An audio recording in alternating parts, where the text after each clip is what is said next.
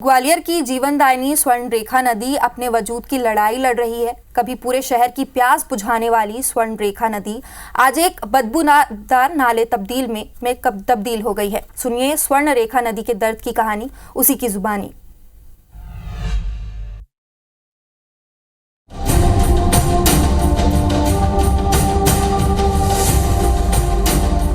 मैं स्वर्णरेखा हूँ। मेरे नाम का मतलब है सोने की लकीर। हमेशा से मेरा ये नाम नहीं था।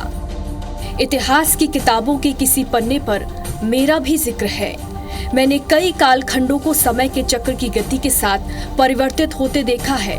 एक वक्त था जब मैं गंगा की पवित्र अविरल जैसी श्वेत धारा की तरह बहती थी।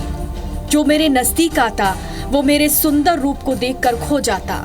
लेकिन वक्त के साथ मुझे अपनों की ऐसी ठोकर लगी कि मैं धीरे धीरे बल खाती नदी से नाले में तब्दील हो गई। कभी पूरा ग्वालियर शहर मेरे जल से अपनी प्यास बुझाता था।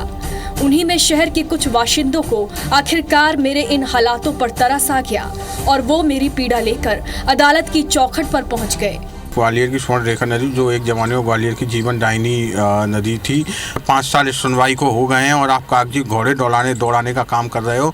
आप स्पष्ट मसौदा पेश कीजिए, गुमराह करने का काम मत कीजिए और अगली सुनवाई 12 अप्रैल निर्धारित करते हुए सबको आवश्यक रूप से उपस्थित होने के लिए माननीय न्यायालय ने एक बार फिर कहा है। मेरा इतिहास सदियों पुराना है। सिंधिया रियासत काल में मुझे लंदन की टेम्स नदी के तर्ज पर संवारा गया था।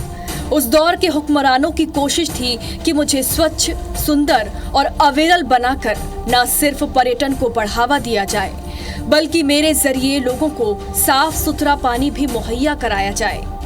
आगे जाकर मुझे शहर के आसपास मौजूद बांधों से जोड़ा गया, लेकिन सिस्टम की निष्क्रियता और स्थानीय नेताओं की राजनीति ने मुझे अपने जाल में इस कदर जकड़ा कि मैं सुंदर नदी से नाले में तब्दील हो गई।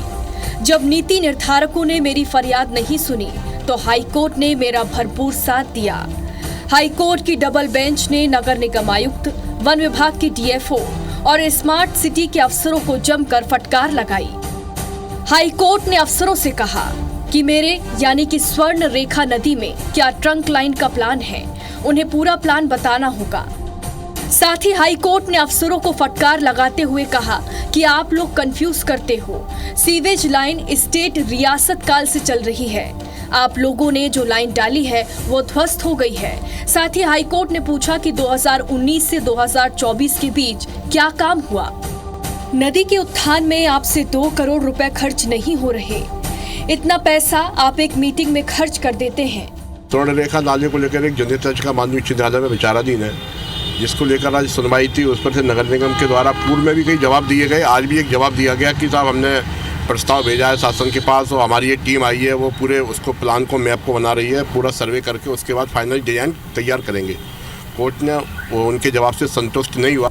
लंदन की टेम्स नदी के तर्ज पर बनी मैं स्वर्णरेखा नदी, जो कभी पूरे ग्वालियर शहर के लोगों की प्यास बुझाती थी, आज नेताओं की प्रयोगशाला बनकर रह गई हूँ। यही कारण है कि मेरे नाम पर हर बार करोड़ों रुपए निकालकर अलग अलग प्रयोग किए जा रहे हैं। अभी तक मेरे अंदर से स्वच्छ पानी की एक बूंद तक नहीं आई है।